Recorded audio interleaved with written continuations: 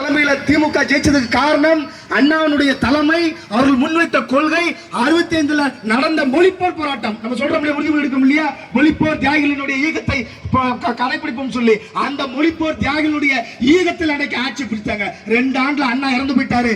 எம்ஜிஆருடைய துணையோடு தம்பிவா தலைமை ஏற்கவான் நெடுஞ்செழியனை கூப்பிடும் போது பின்வாசல் வழியாக கலைஞர் ஆட்சியை பிடித்தாரு.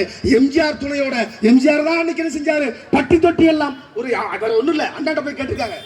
அண்ணா கருப்பு சிவப்பு கொடி தட்டின அம்பாசிடர் கார்ல போகும்போது அண்ணாட்டிய யார், திமுகவுடைய தலைவர்கிட்ட நீங்க எம்ஜிஆர் கட்சியான்னு கேட்டிருக்காங்க நம்மால்.